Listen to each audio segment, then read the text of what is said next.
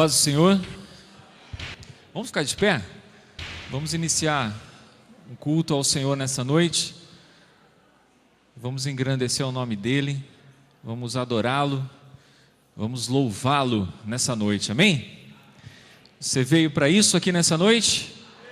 Glória a Deus. Então feche teus olhos. Comece a deixar um pouco das coisas de casa em casa, do trabalho no trabalho. Nesses próximos momentos você vai se dedicar a adorar o Senhor. Esse é um momento para você oferecer a sua oferta, seu cântico, a sua oração, sua adoração ao Deus Todo-Poderoso, que já está presente nesse lugar, amém?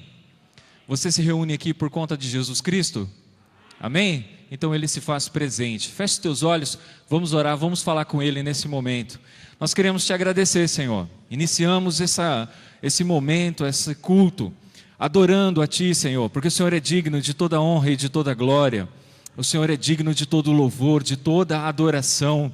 E nós nos colocamos diante da Tua presença, nos humilhamos diante de Ti, porque reconhecemos que não há nada tão forte em nós do que o Senhor em nossas vidas. Pai, em nome de Jesus, eleva os nossos pensamentos à Tua presença nessa hora, tira toda a nossa ansiedade, todo o nosso medo, a nossa preocupação, tudo aquilo que está para acontecer, ó Deus, possamos depositar as nossas ansiedades diante do Teu altar, Senhor. Tudo aquilo, ó Deus, que está para ser resolvido, que possa, ó Deus, ser colocado diante do Teu altar, na Tua presença. Somente o Teu Espírito Santo possa agir e fluir, seja Ele, a bondade, a ação, operando em nós nessa noite. Que Teu poder, a Tua glória, Senhor, se manifeste no nosso coração, quebrantando o nosso coração, transformando as nossas vidas nessa noite. Que nós possamos sair daqui dessa noite, ó Deus, edificados, transformados, abençoados, tocados por Ti. Pai, em nome de Jesus, que se o nosso coração entrou nessa noite com medo, que saia daqui, ó Deus, corajoso. Se entrou nessa noite, ó Deus, preocupado, que saia daqui com a certeza. Se entrou aqui, ó Deus, com dúvidas, ó Deus, no coração, que saia, Senhor, com a resposta correta, com a afirmação correta, com o caminho correto, dado pelo poder e pela vontade, pela palavra do Teu Espírito Santo. Pai, em nome de Jesus, purifica os nossos ouvidos, nosso coração, quebranta nosso coração, para que nessa noite somente haja lugar para o Teu Espírito Santo, para a Tua presença em nossas vidas. Pai, em nome de Jesus, toma cada parte desse culto, as orações, os louvores, os testemunhos, Pai, em nome de Jesus, os recados, tudo aquilo, Senhor, que for colocado diante da Tua presença nesse culto, seja para adorá-lo, seja para engrandecê-lo, para louvá-lo, Pai, porque o Senhor é digno, somente a Ti, Senhor, nós queremos cultuar, Senhor. Por isso, Senhor, livra-nos de todo mal. Livra-nos, ó Deus, de toda cilada do inimigo. Se há, porventura, ó Deus, em tentações quanto do inimigo, Senhor, sobre as nossas vidas, nossa família, nós amarramos e repreendemos na autoridade do nome de Jesus. Nós somos cobertos pelo sangue de Jesus e nessa noite, Senhor, só o Teu Espírito Santo pode fluir e agir sobre nós. Não há, ó Deus, espaço para o inimigo, para a tristeza nesse lugar. Nós pedimos em nome de Jesus o Teu poder e a Tua cobertura sobre esse lugar e damos ordens, ó Deus, a espíritos contrários desse lugar, que saiam desse lugar em nome de Jesus, na autoridade do nome de Jesus. Só o Teu Espírito, Senhor, possa fluir aqui entre nós. Abençoa o nosso país, Senhor. Abençoa, Deus, esse ano de eleição que nós vamos passar, Deus, que nosso povo, Pai, possa ser uma referência de sabedoria ao escolher, Deus, e colocar ali, Senhor, a comandar o nosso país.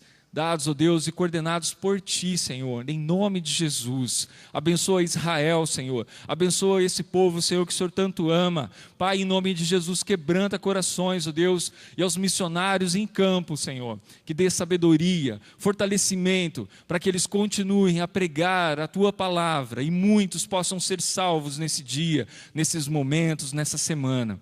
Pai, em nome de Jesus, é que nós agradecemos. Toma esse culto na Tua presença. Toma esse lugar, ó Deus. Achegue-se, ó Deus, a esse lugar. Sente-se, ó Deus, aonde o Senhor quiser, Pai. Sente-se no Seu trono, Senhor, de glória. E receba, Senhor, toda adoração, todo o louvor, toda a gratidão do teu povo nessa noite. É o que nós oramos, Senhor. Em nome de Jesus, nós te agradecemos. Amém. Amém. Vamos dar uma salva de palmas ao nosso Senhor Jesus, porque Ele está presente nesse lugar. Amém. Glórias a Deus. Aleluia. Paz do Senhor, irmãos. Vamos nos assentar. Graças a Deus pela presença de Deus aqui nesse lugar, amém? Confesso que é um desafio muito grande estar aqui na frente, irmãos. A igreja parece que ficou maior aqui. Mas graças a Deus, o Senhor sabe de todas as coisas, amém? Convido você nessa noite a abrir a Bíblia, a palavra do Senhor, no Evangelho de Mateus, capítulo 26, versículo 36.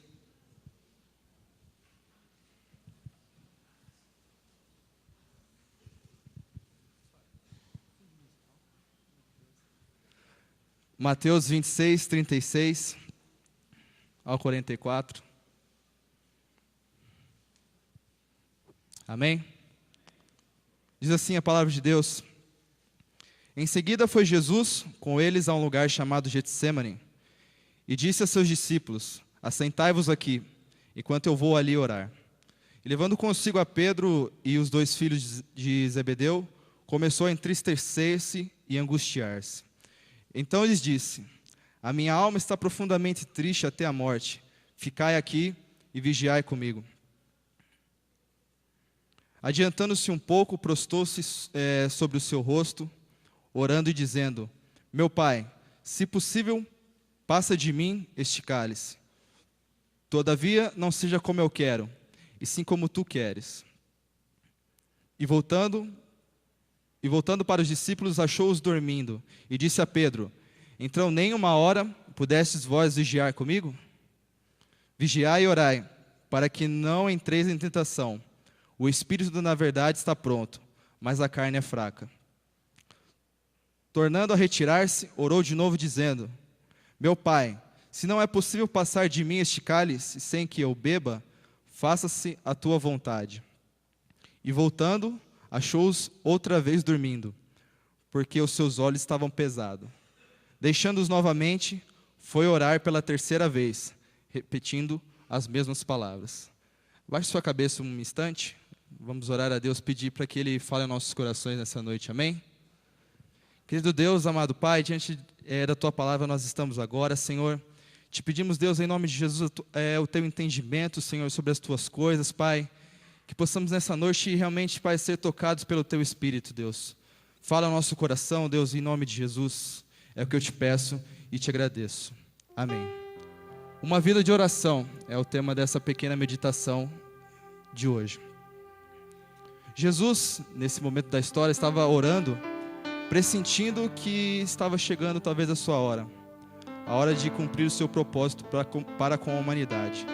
Toda a obra redentora de Jesus iria ser cumprida dali em diante. O contexto dessa história toda começa no capítulo 26 mesmo, a gente vai contar um pouco do contexto. Começa com os principais líderes, os principais sacerdotes e anciões da época reunidos, tramando trair Jesus e matá-lo através da cruz. Logo em seguida, uma mulher em Betânia se aproxima de Jesus e derrama sobre a sua cabeça um precioso perfume. Aquilo realmente causa uma reclamação geral no lugar entre os discípulos, porque era um perfume caro e ela havia desperdiçado daquele jeito, mas aquele gesto realmente comoveu o coração do Senhor e disse que aquele gesto jamais seria esquecido. Diz ainda a palavra de Deus no capítulo 13, do versículo 26, em verdade vos digo, onde for pregado em todo o mundo esse evangelho, será também contado o que ela fez. Depois disso, Judas se encontra com os principais sacerdotes também, anciões, e entrega Jesus, traz Jesus por 30 moedas de prata. Depois dessa traição, Jesus se encontra com os seus discípulos e participa com eles da ceia, da última ceia que nós chamamos, e a santa ceia que nós também chamamos. Parte o pão, símbolos do seu corpo, e entrega aos seus discípulos o vinho, símbolo do seu sangue. Depois da ceia, adverte os seus discípulos que todos haveriam de se escandalizar nele pelos momentos que viriam adiante. Então Pedro duvida. Pedro, sempre explosivo, fala: não, Senhor, eu vou contigo até o fim, mesmo que isso me custe a vida. Logo depois eles saem juntos para um lugar chamado Getsemane, lugar onde Jesus vai orar e expor de forma grandiosa todo o seu sofrimento. E é aí que começa a nossa história aqui que acabamos de ler. Talvez tristeza e angústia são palavras que definam bem o sentimento humano de Jesus nesse momento. Não temos ideia do que aconteceu no Getsemane. A Bíblia relata que em Lucas também, retratando a mesma passagem, fala que Jesus nesse momento suava sangue, de tanta angústia e de tanta tristeza. A Bíblia diz que Jesus orou, mas em poucos momentos ele se ajoelhou e colocou a sua cara no chão, como fez no Getsemane. Tamanha essa angústia. Nesse momento Jesus vive intensamente a dor humana. Mas nessa noite eu não quero falar com vocês sobre o sofrimento de Jesus. Isso talvez levaria muito tempo para eu falar sobre a obra redentora de Jesus. Mas o comportamento de Jesus no Getsemane nos ensina o completo significado de uma vida de oração. O comportamento de Jesus no Getsemane nos ensinou o completo significado de uma vida de oração. E é o que eu quero falar com vocês nessa noite. Oração. Uma vida de oração. Há uma diferença enorme entre momentos de oração e uma vida de oração. Há uma diferença enorme entre momentos de oração e uma vida verdadeira de oração. Se vocês pararem para pensar quantas vezes chegamos até diante de Deus em até momentos específicos e aquilo se torna tão um hábito em nossas vidas que é algo mecânico. Nós temos dificuldade, nós chegamos a Deus e não deveria ser assim. Nós deveríamos estar na presença do Senhor em oração em todos os momentos, como Jesus estava. E queria refletir com vocês alguns pontos nessa noite que uma vida de oração requer. O primeiro deles requer privacidade. Acompanhe comigo aí no versículo 38 e 39, o que diz a palavra de Deus. No final do 39. Ficai aqui. E o início do 38 e o 39, adiantando-se um pouco. Quantas vezes nós temos ficado a sós com o Senhor? Ele nos ensinou no Evangelho de Mateus, capítulo 6, versículo 6 também, que devemos nós chegar a Deus em secreto e Ele nos responde em secreto também. Não que a oração coletiva, como fazemos aqui, como um só corpo, não seja importante, muito pelo contrário, é realmente necessário. Mas quantas vezes temos chegado diante de Deus a sós, no íntimo, que o Senhor realmente conhece o nosso coração, contado aquilo que mais nós temos vergonha de assumir. Quantas vezes temos feito isso? O segundo ponto que uma vida de oração requer é submissão. Acompanhe comigo o versículo 39. Adiantando-se um pouco, prostrou-se sobre o seu rosto, orando e dizendo: Meu Pai, se possível, passa de mim esse cálice. Todavia, não seja como eu quero, e sim como tu queres. Todavia, não seja como eu quero, e sim como tu queres.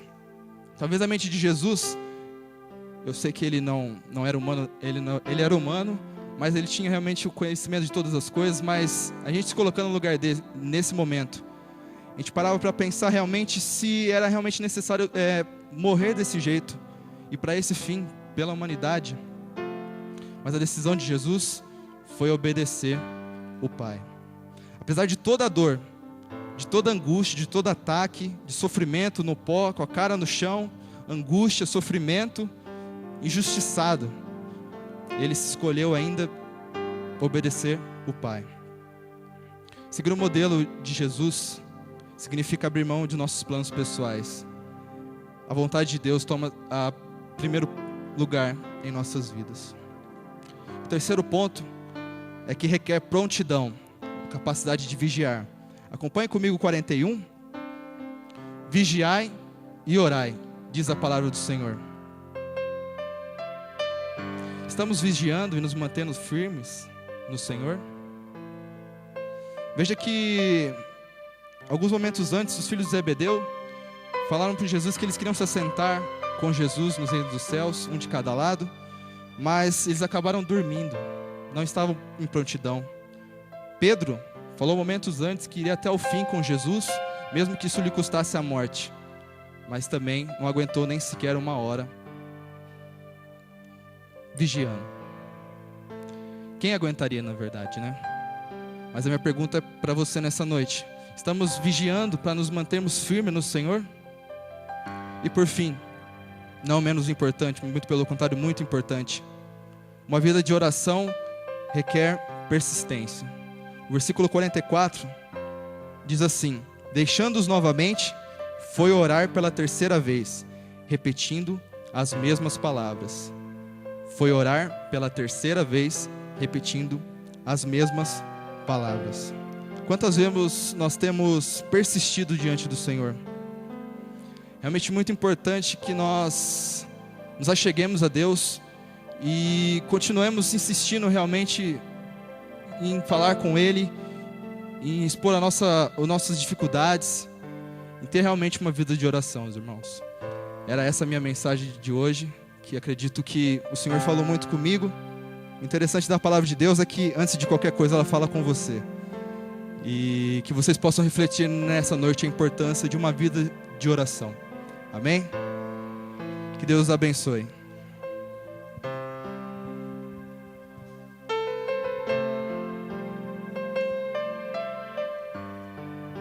Paz do Senhor a todos.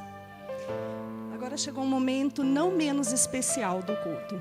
Um momento que com certeza alegra o coração de Deus.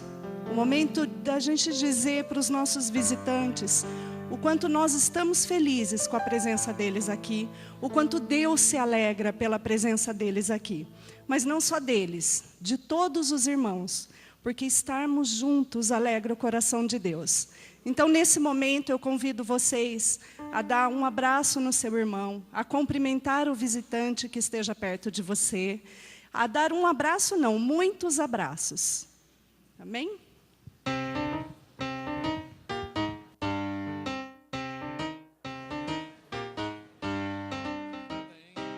Muitos abraços, muitos cumprimentos, mas vamos continuar aqui. Eu quero com alegria, aliás, muita alegria, entregar aqui aos nossos alunos formandos do curso do ITEM, do nosso seminário, os seus diplomas para 3 alunos que vão buscar aí o ingresso na validação do curso para validade de faculdade. Então, eu queria chamá-los aqui para receber diante de vocês, para que pudéssemos orar por eles também. Arnoldo Messias Jacober, por favor, vem aqui na frente. Paulo Sérgio, onde está o Paulo Sérgio? Paulo Sérgio está lá. E a Ruth Alves da Rocha. Nós temos mais alunos formando, mas esses 3 aqui vão dar sequência nos seus estudos. Então, vamos lá. Eu acho que o seu de baixo, me ajuda aqui que eu estou com uma mão só. O histórico escolar está aí. O Paulo.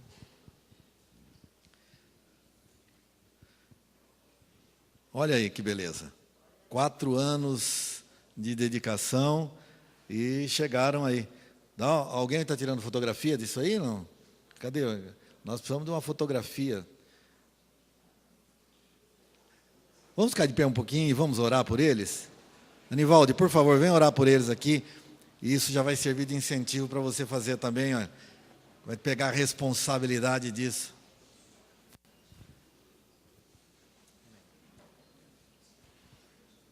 Senhor, nós queremos te louvar, Senhor, por cada vida, Senhor, que está aqui na Tua presença, Senhor. Por essas pessoas que acabaram de receber, Senhor, não só esse certificado, mas esse ministério sobre a vida deles, Pai. Que o Senhor esteja dirigindo, Senhor, os passos de cada um, Senhor. Em nome de Jesus, Pai. Revelando a cada dia, Senhor, a Tua palavra de uma maneira diferente, de uma maneira especial, Senhor. Porque eles têm a responsabilidade, Senhor, de levar a Tua palavra, Senhor, aonde eles estiverem, Senhor. Em nome de Jesus, Pai, abençoa, Senhor, a vida cristã, Senhor, desses Teus servos, Senhor, e que eles sempre, Senhor, estejam preparados, Senhor, em nome de Jesus, para serem usados pelo Senhor na ministração da Tua palavra. Em nome de Jesus. Amém. A paz do Senhor, irmãos. Amém. Vamos nos levantar, vamos adorar o nosso Deus, amém?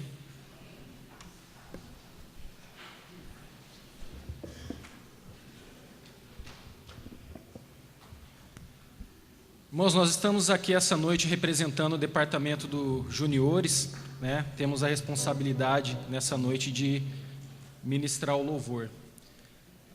O departamento dos Juniores tem se empenhado a ensinar a palavra de Deus para essas crianças. Então, se você já traz o seu filho ou sua filha, continue trazendo. Se você ainda não traz, é uma boa oportunidade para começar. Amém? Eu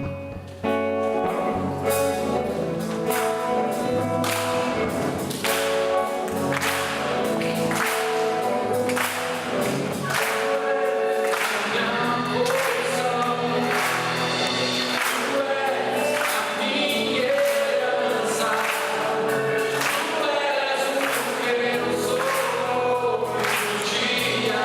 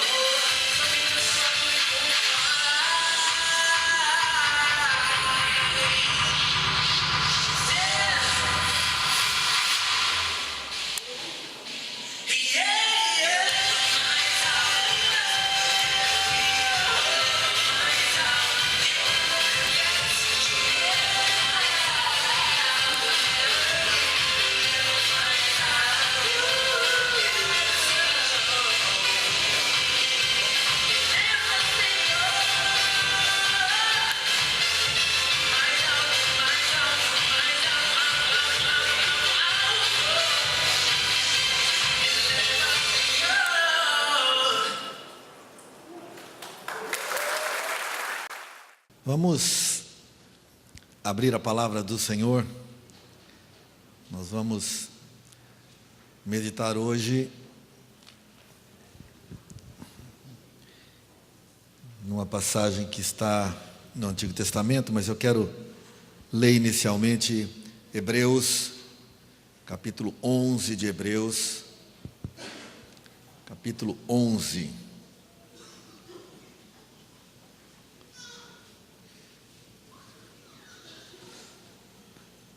Quero ler o versículo 32, verso 32, e em seguida um pequeno pedaço do 38. Não estou comendo nada, apenas pegando os pontos que interessam para aquilo que nós vamos falar nessa noite. Hebreus 11, 32. Diz assim: e que mais direi? Certamente me faltará o tempo necessário para referir o que há a respeito de Gideão, de Baraque, de Sansão, de Jefté, de Davi, de Samuel e dos profetas. E lá no 38 diz, entre parênteses, homens dos quais o mundo não era digno. Vou repetir o que está entre parênteses. Entre parênteses está homens dos quais o mundo não era digno. Irmãos, nós temos nesse capítulo 11 da carta aos Hebreus uma lista de personagens bíblicos, lista que com o passar do tempo foi chamada de lista dos heróis da fé. Então, o versículo 1 desse capítulo começa a falar da fé e depois passa por uma série de nomes que terminam aí com esses versículos que eu acabo de ler. Alguns desses nomes que nós vamos ver nessa lista, ou que podemos ver nessa lista, não vamos ver hoje, nós conseguimos entender bem porque estão lá. Mas outros, quando sabemos algum episódio não tão bom da sua vida, ficamos pensando por que um nome como esse está nessa lista. Não é? Por que o escritor colocou o nome dessas pessoas? Qual foi o critério que ele usou para incluir esses nomes? O que foi que ele observou na vida desses homens e mulheres, que também há mulheres, homens e mulheres, do capítulo 11, para colocar isso? Seria, sabe, a perfeição moral? Homens perfeitos foram colocados ali? Não sei, provavelmente não. Ou será que só nomes de pessoas que tiveram algum episódio impactante nas suas vidas? Algum episódio dramático?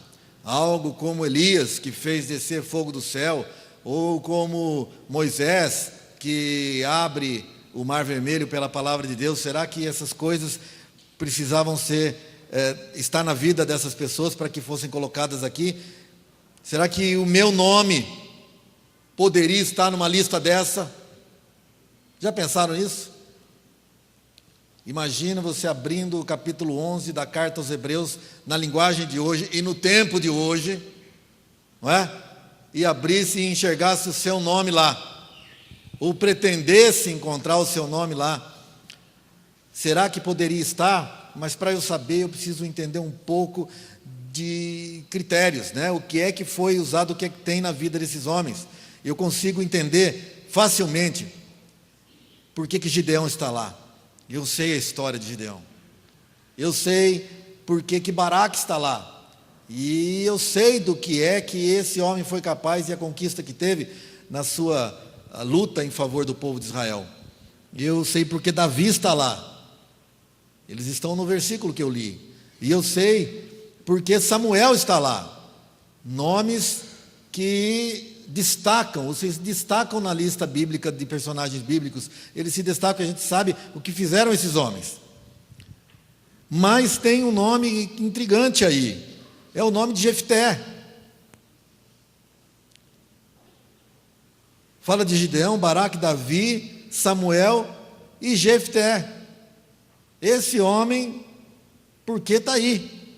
Por que o autor da carta aos Hebreus colocou o nome de Jefté, se nós lembramos dele como um homem violento, que é o que parece dizer a Bíblia, e um homem que fez um voto ridículo de oferecer alguma coisa sem saber a Deus, e depois foi ver a sua própria filha, única, sem nenhum outro filho, nem homem nem mulher, só tinha aquela, e acabou tendo que colocá-lo diante de Deus em sacrifício. Eu queria com vocês analisar um pouquinho da vida desse homem e tentar, através dessa história, entender algumas das características necessárias, de alguns dos procedimentos necessários que esses homens tiveram para fazer parte dessa lista, e quem sabe, a partir disso, tentar incluir o nosso nome na lista que poderia ser escrita hoje. Jefté viveu no tempo dos juízes. A história dele está contada no livro dos Juízes, capítulo 11. Durante todo o capítulo 11 de Juízes, a gente vê a história de Jefté, aquilo que é contado a respeito de Jefté. E o período dos Juízes, nós sabemos, não era um período bom, um período de muita instabilidade espiritual, de comportamento ruim, de afastamento de Deus. Dizem até que era um círculo, o livro de Juízes conta sempre um círculo vicioso, não é? Um círculo onde começa com afastamento de Deus, punição de Deus ao povo, levantamento de um juiz e um reavivamento do povo. Passa o tempo e depois, novamente afastamento de Deus, punição de Deus, levantamento de um juiz e reavivamento do povo. Período dos mais difíceis da história de Israel em termos espirituais, a ponto de, em dois versículos desse livro, dizer assim: não havia rei em Israel, e cada um fazia o que achava reto. Não havia uma liderança geral, como anteriormente com Moisés e Josué. Agora esses dois tinham morrido e não havia mais uma liderança nacional. Não havia nenhuma liderança, a não ser que fosse levantada para corrigir o povo, como aconteceu nesses períodos. E aí o povo fazia o que dava na cabeça. Não havendo profecia, o povo se corrompe. É mais ou menos a mesma coisa, né? O que diz a Bíblia. Não havia rei, então cada um fazia o que achava melhor. E nem sempre o que achamos melhor é o melhor a ser feito. Um pouco da história desse homem e do ambiente que ele viveu. Jefté significa ele abre, ou ele livra. Esse é o significado do nome. Ele era da região de Gileade, uma região que nós conhecemos pelo bálsamo que produzia, e fica lá do lado direito, do lado do oriente do Jordão, um pouco afastado da terra, mais ao norte. E ali Jefté nasceu, seu pai também carregava o mesmo nome, o nome de Gileade, e ele nasceu de um relacionamento fora do casamento. Então a história de Jefté começa mal, não é? Gileade arrumou uma mulher fora do casamento, possivelmente uma mulher cananeia, e inclusive o texto traduz como uma prostituta. Não é? O texto em português traduz como uma prostituta, mas não necessariamente. A palavra apenas significa que ele é nascido de uma outra mulher, que não era a mulher legítima de Gileade. Mas Gileade teve mais filhos com a mulher legítima. Então, com o passar do tempo, aquela criança foi crescendo junto com seus irmãos, mas quando atingiu a juventude, eles começaram a ficar preocupados com a herança. Disse: não, isso aí é filho de outra mulher. Você é filho de outra mulher, Jefté. Nós queremos você fora daqui. Nós queremos que você vá embora. Nós estamos expulsando você de casa, porque nós não queremos que você faça parte da herança. A hora que for dividir a herança, nosso pai já está ficando velho, provavelmente essa foi a ideia, e a hora de dividir, não queremos que você tenha parte nisso. Vaza daqui. E diz a Bíblia que Jefté teve que ir embora. Ele fugiu da presença dos seus irmãos e foram morar mais ao norte, ali mais próximo da divisa de Israel, bem no norte, numa cidade que ainda não foi identificada o lugar dela, mas que tinha o nome de Tobi, ou Tove, que significa bom em Israel, no hebraico. Então a cidade devia ter alguma coisa de boa lá. E 20 anos se passaram, 20 anos fora de casa. E o que aconteceu? Os amonitas, vizinhos, resolveram reivindicar uma terra que Israel estava morando e que desde a antiguidade, desde o tempo da chegada deles na terra, pertencia a Israel, mas agora os amonitas falaram, não, isso aqui lá atrás era nosso e a gente quer isso de volta. E resolveram então atacar o povo, aquela região de Gileade, e os irmãos começaram a ficar com medo, porque o valente da turma eles tinham mandado embora. E não tinha alguém, e a batalha estava ferrenha, e sentiram falta de alguém que pudesse cuidar do povo, liderar o povo. 20 anos depois, os anciãos de Gileade sobem até a cidade de Tobi e diz assim: Jefté, nós queremos você de volta. Nós queremos você lá para liderar o nosso povo nessa guerra com os amonitas. Dá para voltar? Aí Jefté falou, interessante, até pouco tempo vocês não me queriam lá, não é? Me expulsaram de lá, me hostilizaram, e agora que vocês estão no aperto, vieram atrás de mim. Essa foi a palavra de Jefté. É por isso mesmo nós estamos aqui, porque nós estamos em aperto, disseram os anciãos. E ele falou, tá bom, mas depois que eu for, se Deus der a vitória, eu quero ser, então, continuar lá. E quero continuar como chefe de vocês. Não é como um step, que quando o pneu principal fura, põe e depois volta ao normal. Dá para ser assim? E eles disseram, não dá para ser assim. Se a vitória for nossa, o lugar é seu. E Jefté então volta e comanda o povo e tem a vitória. Deus dá a vitória ao povo de Israel através do comando desse homem que fora rejeitado e que agora toma a frente do seu povo. Depois dessa vitória, aliás, um pouquinho antes dela, quando ele saiu para a guerra, ele falou assim para Deus: olha, Senhor, se o Senhor me der a vitória, se o Senhor nos der a vitória, quando eu voltar para casa, primeira coisa que sair ao meu encontro, eu vou oferecer em holocausto ao Senhor. E como eu já falei, a primeira coisa foi uma pessoa, e essa pessoa era sua única filha. E ele então ficou com um problemão na mão para resolver. Ele não queria perder a filha, mas também não queria desfazer o seu compromisso com Deus. Bom, passada essa etapa, vem os filhos de Efraim, da tribo de Efraim, parentes, irmãos, uma das 12 tribos, e vai lá criar casa com ele. E diz: Jefté, espera aí, por que você não chamou a gente para a guerra? Você quer aparecer? Quer ficar com a glória sozinho? Nós normalmente nos unimos para guerrear contra o inimigo, e agora você faz a coisa sozinho da sua cabeça?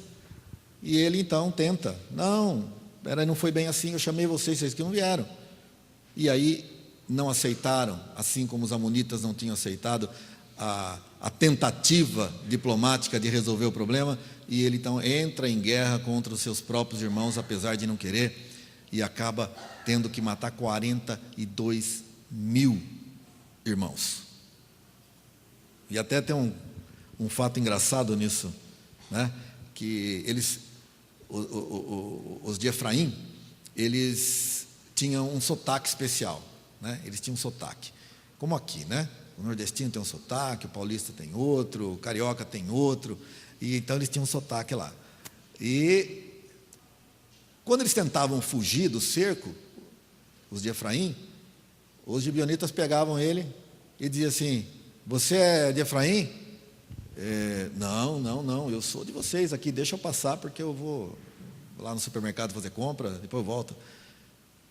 Não, você tem cara de que é do lado de Efraim. Não, não sou. Então fala Shibolete. E o cara falava assim, Sibolete, mata. Eles não conseguiam, né? Engraçado a Bíblia contar essas coisas, mas eles não conseguiam. É a mesma coisa você pegar um carioca e falar, fala Jesus. Cadê a Cláudia? Cláudia, fala Jesus. Onde está a Cláudia? Então ela vai se livrar disso porque está lá embaixo. Ela vai falar Jesus. Ela vai pôr um I no fim. Não tem jeito. Carioca não consegue falar Jesus. Não é? Pede para um Piracicabano falar álcool. Álcool, talco. Não vai falar, né? O sotaque é forte. E aí, então, acabou tendo um problemão com os seus irmãos. Mas, dentro desse ambiente que nós acabamos de ver, dentro dessa história que está contada lá no capítulo 11 de Juízes, eu quero colher algumas coisas que nós precisamos ter em nós. Algumas coisas que nós precisamos ser, desenvolver na nossa vida para que possamos, um dia, quem sabe, se uma nova lista de heróis da fé for escrita, incluir o nosso nome lá. E a primeira coisa que eu achei foi a coragem, sem ser um cara briguento. Então eu poderia dizer, quer ter o seu nome lá? Comece assim, seja corajoso, mas não seja briguento. Juízes capítulo 1 diz que ele era um homem valente. Ele era um homem valente. E não diz que ele era um homem violento, como algumas vezes a gente ouve a respeito de Jefté. Ele era um homem valente, a palavra ali está ligada à coragem. Alguém que era corajoso.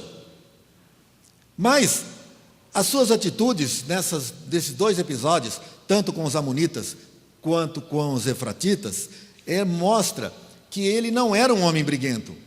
Ele foi porque a batalha já existia.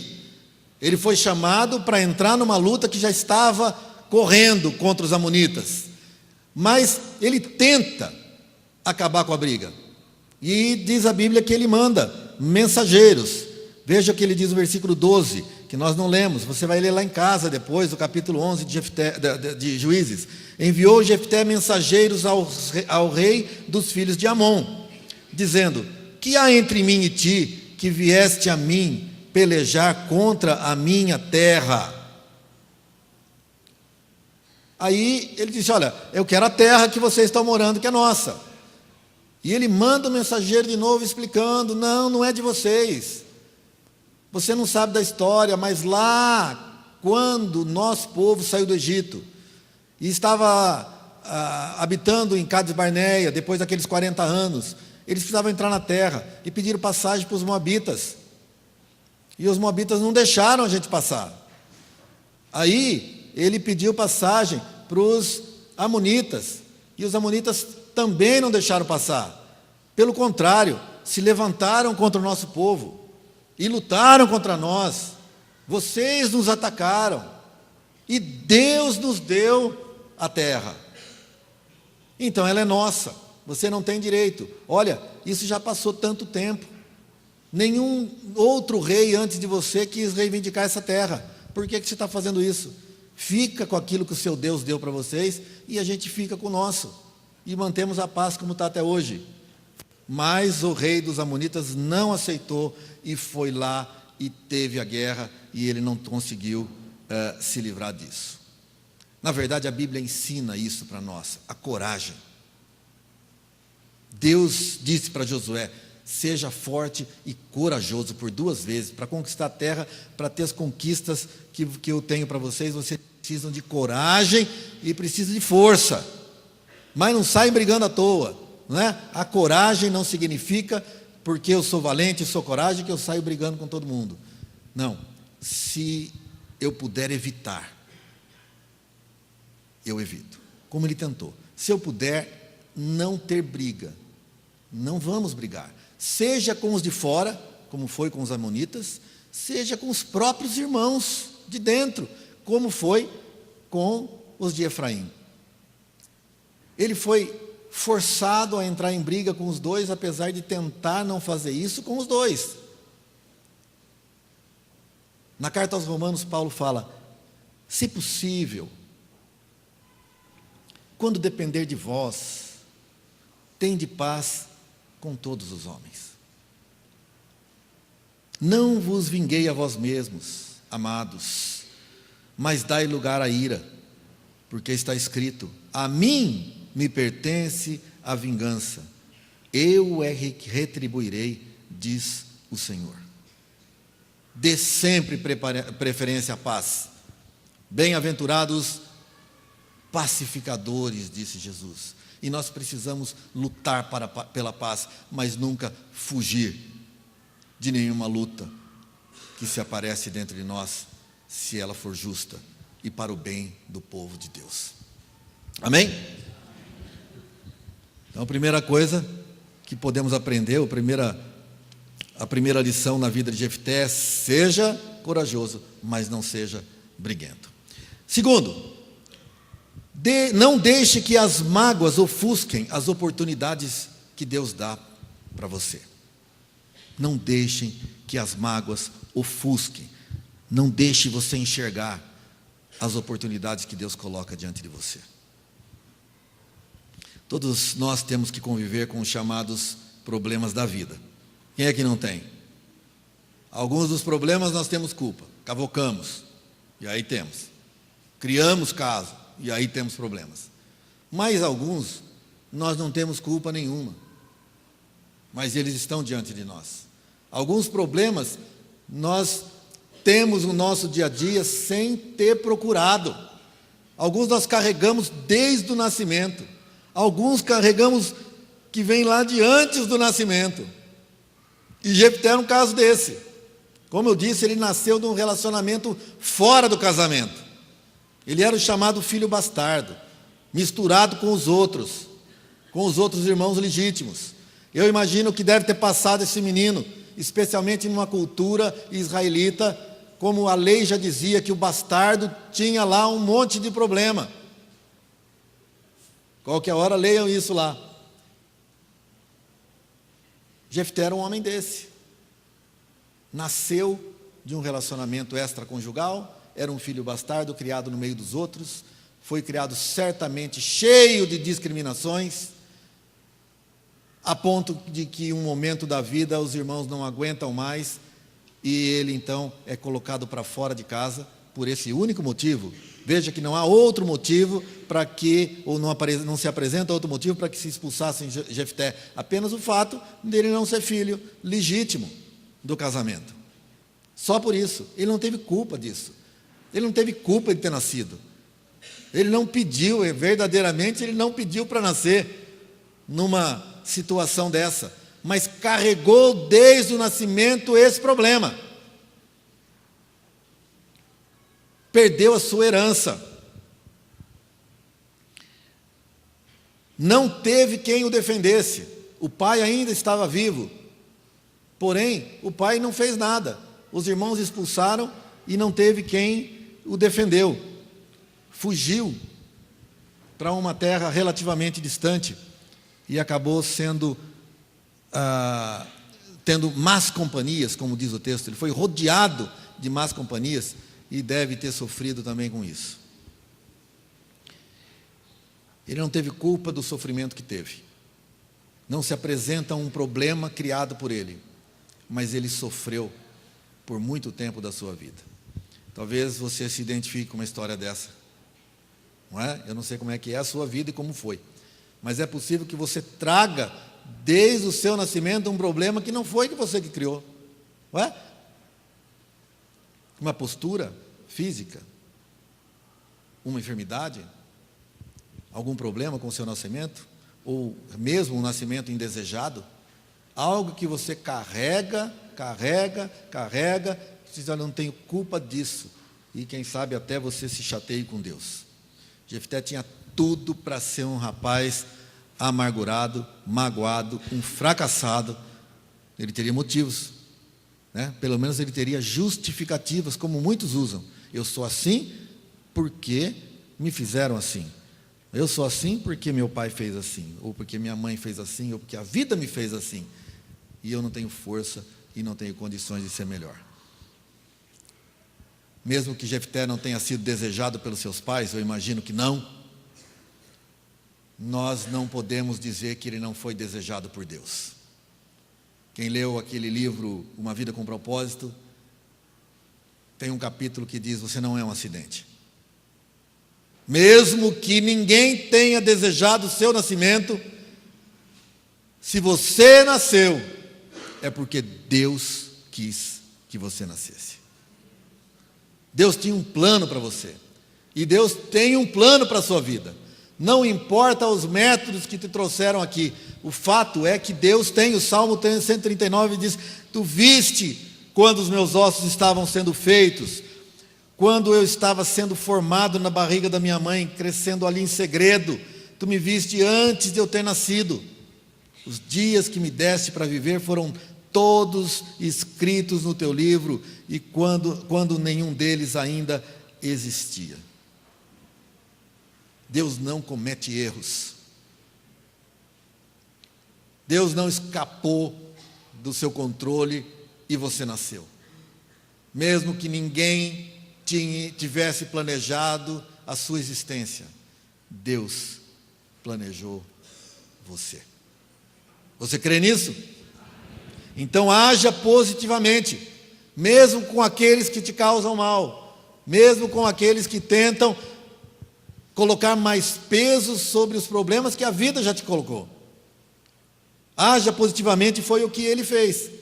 Quando aqueles irmãos chegaram até ele, pedindo para ele voltar, ele já deu uma lavada neles: agora que vocês estão a perto, vem me chamar, né? Ele poderia ter dito: agora se virem, eu estou bem aqui, ninguém está brigando comigo, eu não estou em guerra, por que eu vou me meter numa guerra por causa de vocês que não merecem? Vocês me expulsaram de lá, agora se virem. Não, ele não fez isso. Ele viu a oportunidade de Deus para a sua vida. As mágoas, os traumas que a vida foi trazendo sobre ele não foram suficientes para fechar os seus olhos diante da oportunidade de Deus. Porque Deus tem um plano para você. Deus tinha um plano para Jefté, e a hora de Deus chega. É possível que você passe muito tempo carregando os problemas. 20 anos, sem contar o tempo que ele ficou dentro de casa, que não sabemos como foi. Mas pelo menos 20 anos de rejeição. Mas o tempo de Deus chegou. E às vezes, irmãos, a nossa mágoa, a nossa tristeza, os nossos traumas, nós cuidamos tão bem deles, nós deixamos eles crescer tão bem dentro de nós, nós fortalecemos as nossas mágoas, cuidamos delas para que elas nunca se acabem, e elas se tornam tão grandes que ofuscam os nossos olhos. E quando as oportunidades de Deus vêm para reverter a nossa vida, nós não estamos preparados para elas. Se formos lá no livro de Samuel, no primeiro livro, capítulo 12, nós vamos ver que foi Deus quem trouxe Jefté para livrar o seu povo. Veja que era plano de Deus. Nem está contado junto com a história dele aqui, mas Samuel fala lá: Deus levantou, Deus trouxe Jefté para fazer algo impressionante no meio do seu povo. A hora de Deus chegou e Jefté não perdeu a chance. Nós já temos outras histórias assim, não é? É só olhar a história de José, mesmo muito parecida, né? Rejeitado pelos irmãos, jogado, vendido, rejeitado depois, injustiçado, foi preso. Daqui a pouco a hora de Deus para José chegou, e de um dia para o outro, de prisioneiro, ele passou a ser o primeiro-ministro do país. Com Jefté é a mesma coisa, de um dia para o outro, de rejeitado no meio de bandido, no dia seguinte, ele era o chefe do seu povo. Um dia para o outro. Pode durar muito o sofrimento, mas de um dia para o outro, a hora que Deus diz é agora, faz isso. Amém? Por isso, não desanime. Não deixe que as dores te apaguem. Cante aquela música: quanto tempo eu esperei, chegou a minha vez. Não é assim? Sei que hoje é meu dia, Move as águas, Senhor. Quem sabe é o dia que Deus escolheu para mover as tuas águas. Meus irmãos, Deus é aquele que prepara uma mesa para você na presença dos seus inimigos. Deus é aquele que fez os irmãos de José se dobrarem diante dele. Deus é aquele que fez os irmãos de Jefté irem buscá-lo de volta e dizer: nós precisamos de você. Vai chegar o seu dia. Vai chegar o seu dia. O dia que Amã vai usar sua própria forca. Deus vai livrar você na presença de todos. Crê nisso? Terceiro, reconheça o Senhor em todos os seus caminhos. Não dá para estar na lista dos heróis da fé deixando Deus de lado. Deus tem que fazer parte de tudo. Deus tem que fazer parte da sua vida. Jefté não era um homem perfeito, e também nós não somos perfeitos. Mas Deus fazia parte da vida dele. Qualquer conversa, qualquer assunto, qualquer coisa, estava Jefté botando Deus no meio. Qualquer decisão, Deus estava no meio. Qualquer coisa, foi Deus que fez. Duvida? Vamos ler. Jefté reconhecia que era Deus que dirigia as suas conquistas. Versículo 9, ele diz assim: se me tornardes a levar para combater contra os filhos de Amon, e o Senhor nos der a mim, então serei por cabeça. Olha, ele ainda não saiu para a guerra. O pessoal está chamando ele: ó, você é o cara, nós precisamos de você lá, você é o general que a gente precisa, venha. Tudo bem, eu vou, mas quem vai dar a vitória, se ela vier, é Deus. Era a hora dele falar: realmente eu sou tudo isso, por isso vocês estão atrás de mim. Eu sou o bom e por isso vocês estão me chamando. Ele diz: bom é Deus. Eu vou, mas se a vitória vier, foi Deus que deu. Ele diz que Deus é quem dirige os seus compromissos. Quando ele faz o seu discurso ao seu povo, diz o texto que ele diz: falou todas as suas palavras perante o Senhor. Versículo 11.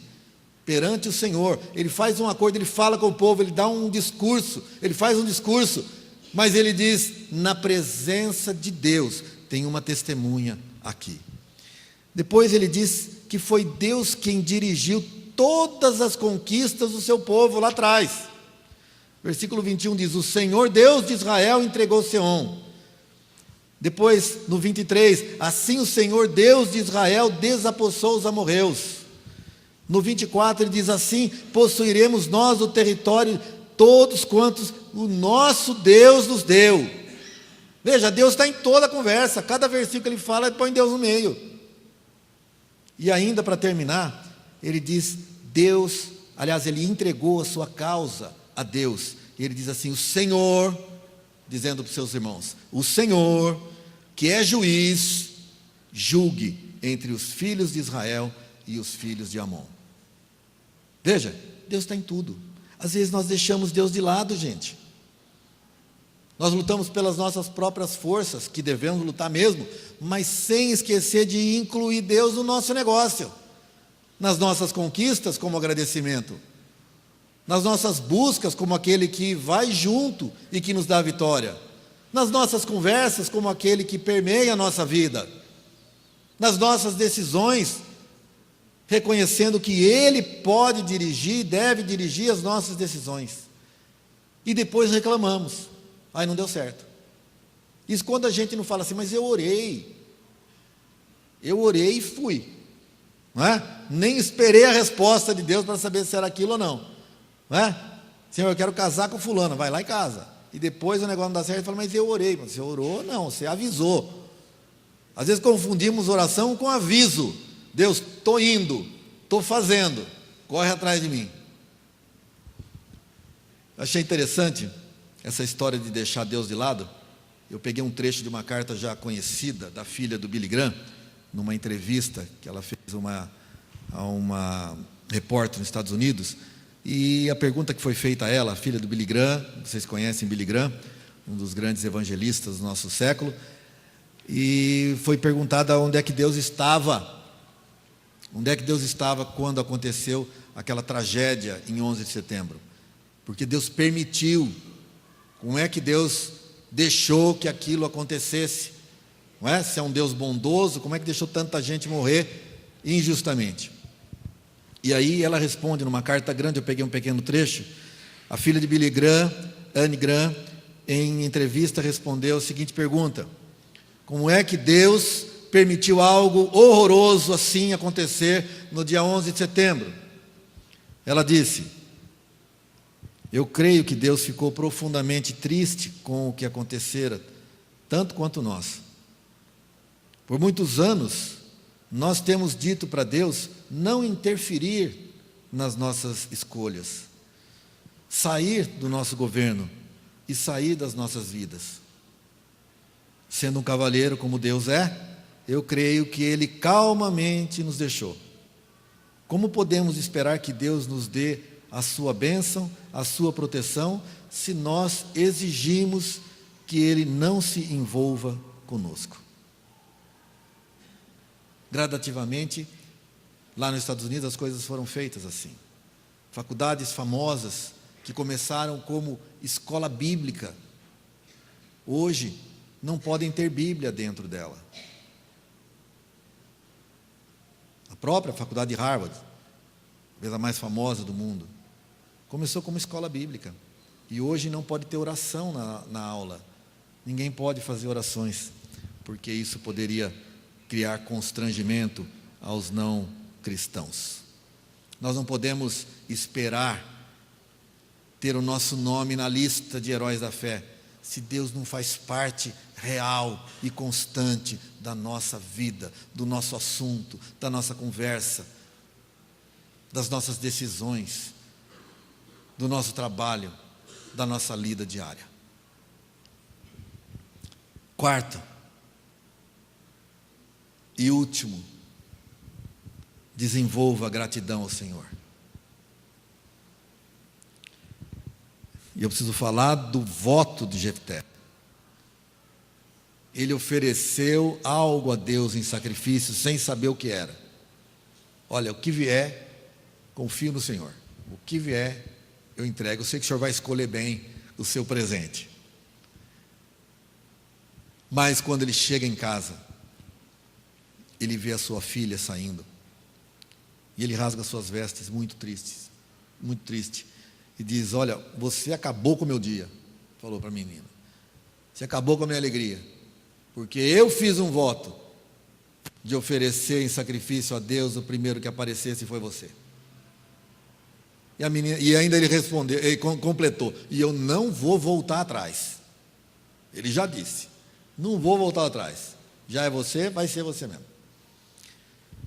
E a menina disse: tá bom, vai embora. Se o senhor fez isso, Deus deu o que o senhor pediu, estou aqui. Fez mais ou menos como fez Isaac. Vou ler aqui para vocês, versículo 30 de Juízes 11. Fez Jefté um voto ao Senhor e disse: se com efeito me entregares os filhos de Amon nas minhas mãos, quem primeiro da porta da minha casa me sair ao encontro, voltando eu vitorioso dos filhos de Amon, esse será do Senhor, e eu oferecerei em holocausto. E aí, claro que foi um absurdo, ele não pensou nas consequências, ele fez um voto que poderíamos até chamar de um voto de tolo, porque ele nem sabia o que era, o valor que tinha, as implicações da sua decisão, mas ele fez, ofereceu em holocausto. O grande problema da interpretação desse texto é que a palavra holocausto que está aqui, ela indica realmente queimar, não é? Queimar. Então seria um oferecimento queimado. Mas tudo indica que Jefté não matou sua filha, apesar de ter oferecido em sacrifício, mas que foi apenas um sacrifício, se é que podemos chamar de apenas, né? De serviço ao Senhor, sem se casar, entregou ao Senhor, assim como fez Ana, né? Que também ninguém pediu nada, Deus também não pediu nada para Ana, não pediu nada para Jefté, ela foi oferecendo. Temos que tomar cuidado, né? Porque Deus não vai te amar mais ou menos pelos votos que você faz. Aí Ana falou, olha, se o senhor me der um filho, eu devolvo para o senhor. Aí pronto, chegou o filho, ela continuou sem filho, porque ela foi lá, entregou no tabernáculo e foi embora. Ela via de ano em ano, não é? A bondade de Deus foi tão grande que deu mais um outro monte de filho para ela. Mas aquele mesmo, ela fez porque quis, não é? Deus não pediu nada. Para Jefté também ele não pediu nada, mas ele ofereceu. Aliás, Deus já tinha ungido Jefté. Antes dele ter feito o voto, diz que o poder do Senhor, o Espírito do Senhor veio sobre Jefté. Então a vitória estava garantida. Não precisava ter feito essa bobagem, mas ele fez. E então precisamos entender aqui não o ato em si, mas as intenções dele. E é isso que eu quero que vocês pensem. Ele tentou fazer o melhor. Ele cometeu um deslize, não pensou, foi precipitado na sua decisão, mas quantos de nós também não agem da mesma forma? Precipitadamente diante de Deus, diante de um aperto, não é? Diante de um aperto. Minha sobrinha está lá, foi batizada, some da igreja, tem a vida dela, não quer saber. Quando o pai apareceu com um diagnóstico de câncer, ele diz, agora eu não falto mais da igreja, agora eu volto, não é? Um voto. Vamos ver depois que ele ficar curado, se a coisa se mantém. Nós precisamos, a Bíblia não condena que você faça votos com Deus, mas você não pode fazer alguma coisa como base de troca, como barganha. Isso nunca termina bem, nunca dá bem, porque na hora do aperto você faz qualquer negócio e depois não tem força para cumprir, e isso pode ser um problema para a sua vida, porque se fizer, cumpra. É isso que a Bíblia diz. Eu não estou pedindo nada, mas já que você fez, agora cumpra, resolva, não é? E especialmente também não vai fazer voto para que outros paguem, né? Ó Senhor, se o Senhor me der isso, eu vou mandar matar o Geleca.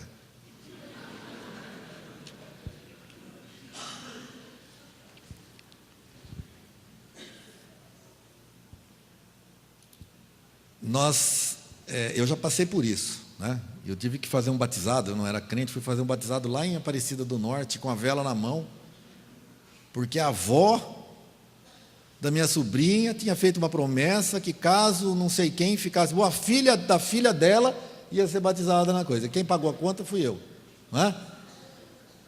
Depois me converti e tive que me arrepender disso. Rogo-vos, pois, irmãos, pelas misericórdias de Deus, que apresentei os vossos corpos como sacrifício vivo, santo e agradável a Deus, que é o vosso culto racional. É isso que Deus espera de nós, muito mais a obediência, a misericórdia, do que um sacrifício que não pode não levar a nada. Mas se fez, cumpra, e ele cumpriu. Aquele homem, ele pode ter errado no voto que fez, pode ter feito precipitadamente, mas no seu coração, visivelmente, ele quis agradar ao seu Deus, e assim como nós precisamos agradar ao nosso Deus, nós precisamos ser gratos. Antecipadamente ele foi grato a Deus, ele já sabia que ia ter vitória, e ele ofereceu algo para o Senhor, algo de muito valor. Ele sabia que não ia sair um gato de dentro de casa, não é? Sabia que não ia sair qualquer coisa dentro de casa, alguma coisa de valor ia sair de dentro. Não sabia talvez que fosse a própria filha. Bem, só para completar a ideia aqui, é quase certo que ele não tenha feito isso por ser um conhecedor da Bíblia, como nós vimos que ele era, ao contar a história do seu povo. Ele sabia que a lei proíbe sacrifício humano, então não iria sacrificar sua filha contra a própria Bíblia, né? E mesmo assim a Bíblia, o Deus, né, na sua misericórdia, ele promoveu um escape. Se você faz um voto e que você percebeu que fez bobagem, você pode resgatar, cancelar esse voto com o pagamento de 30 moedas de prata. Ele podia ter feito isso, né? Ele podia ter pago as 30 moedas de prata e fazer um voto diferente, anular aquele e fazer um outro que fosse melhor de ser cumprido. Mas ele preferiu perder a sua descendência. Vamos imaginar que ele realmente não matou a filha, apenas entregou, como o texto diz, ela não conheceu o homem, ela não se casou, não diz que ela morreu, né? Diz que quando ela voltou, Jefté cumpriu o que ele tinha prometido, e ela não conheceu o varão, ou seja, ela não se casou. Então, de alguma forma, isso foi pesado, porque a descendência de Jefté acabou, né? Era a única filha, e ela não se casou, ele ficou sem descendência depois. Mas não podemos dizer que ele não fez algo com o coração imbuído em agradar ao Senhor. Isso é uma coisa que nós precisamos aprender, ser gratos a Deus por tudo que Ele faz, por tudo que Ele fez, por tudo que Ele ainda vai fazer na nossa vida, pela grandeza que Ele tem e pela salvação que Ele nos dá. Amém? Terminando então, eu quero lembrar você que vale a pena crer que o Senhor tem um plano para a sua vida. Crer que nada acontece mesmo ruim, que Deus não vai usar para ser bênção na sua vida, para fazer algo de bom para você, para construir algo de grandioso na sua vida. Mesmo as lutas que aparecem. Ninguém gosta de enfrentar lutas. Eu também não gosto, não é? Eu imagino aqui que ninguém gosta de enfrentar batalhas e provações. Mas através delas, Deus age a nosso favor. Veja, através dessas lutas que Jefté enfrentou, Deus o reaproximou dos seus irmãos. Eles estavam afastados e agora voltaram a estar juntos. Deus curou o seu passado de tristezas e discriminações. Agora ele era um homem honrado, valorizado no meio do seu povo e colocado como chefe daquela região. Deus elevou a sua autoestima e a sua autoconfiança. Imagine quem era Jefté agora, diferente de antes. Deus transformou um desprezado num grande vencedor. Deus fez um desprezado ser incluído na lista dos heróis da fé. Você tem chance. Eu tenho chance. Valorize as dificuldades, não pelas dores que você tem, enquanto elas existem, mas pelo bem que ela vai fazer na sua vida, pela bondade de Deus. Você crê que Deus pode fazer assim? Que mesmo que a sua luta tenha sido por muito tempo, Deus tem a sua hora. A hora de Deus para você vai chegar. E quando ela chegar, a sua vida vai ser mudada. Amém? Baixe sua cabeça. Quem sabe você chegou aqui nessa noite e nem crente é. Você nunca foi numa igreja evangélica ou nunca entregou a sua vida a Jesus. Eu quero saber se você quer fazer isso hoje. Você que está aqui, você que não é crente, você foi trazido por alguém e pela primeira vez está tendo a oportunidade de entregar a sua vida a Jesus. Entregar a sua vida a Jesus é dizer: Senhor, eu quero a tua salvação, eu quero fazer parte da tua família, eu quero ser alguém cuidado como foi Jefté. Se você está aqui, levante a sua mão, eu quero orar por você. Você está aqui hoje e quer entregar a sua vida a Jesus, levante sua mão, eu vou orar por você. Deus abençoe você. Quem mais quer entregar a sua vida a Jesus nessa noite? Levante a sua mão. Não deixe passar a oportunidade. Não deixe passar a oportunidade. Tem mais alguém? Nós vamos orar e Deus vai entrar no seu coração. E você nunca mais será o mesmo. Você vai poder dizer: o meu dia chegou. Levante a sua mão. Não há mais ninguém? Não? Depois nós vamos orar com essa irmã aqui. E você que tem vivido dias difíceis, quem sabe tem carregado problemas na sua vida desse tipo que Jefté trouxe, rejeição, foi discriminado, nunca foi valorizado, quem sabe nem mesmo tenha sido planejado por seus pais, acha que está aí no mundo por acaso. Saiba que o Senhor tem um plano para a sua vida. Não se esqueça disso. Deus tem um tempo, o tempo em que Ele vai mexer com você e transformar as suas dores em alegria. Fale com Deus a respeito disso. Eu desafio você a entregar essa tristeza, esses traumas, essas dores nas mãos do Senhor nessa noite. Querido Deus, nós te louvamos, te engrandecemos, bendizemos o teu nome porque tu és Deus. E queremos agradecer pela tua santa palavra, porque ela nos ensina, nos dirige, nos dá lições que podem nos fazer mais parecidos com o Senhor e ainda temos uma vida mais abundante durante esse tempo que aqui vivemos. Eu peço que o Senhor venha com o teu Santo Espírito e venha tocar em cada um que está aqui, cada um que foi machucado pela vida, cada um que foi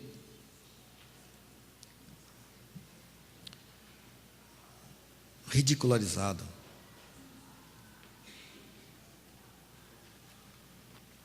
que foi rejeitado, que foi considerado sem nenhum valor. Que o Senhor mesmo venha limpar essa dor, limpar essas mágoas, esses traumas, para que quando o teu tempo chegar, ela esteja preparada para agir positivamente e não com rancores. Ó Deus, faz algo de especial em nome de Jesus. Amém. Amém? Vamos louvar o Senhor? Vamos ficar em pé então e vamos louvar o Senhor. Levantar nossa voz.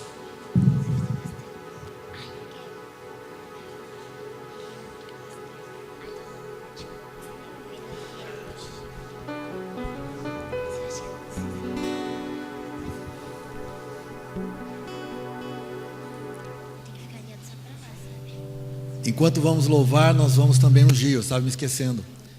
Aqueles que querem receber unção, por favor, venham aqui na frente. Os irmãos do grupo também venham para cá.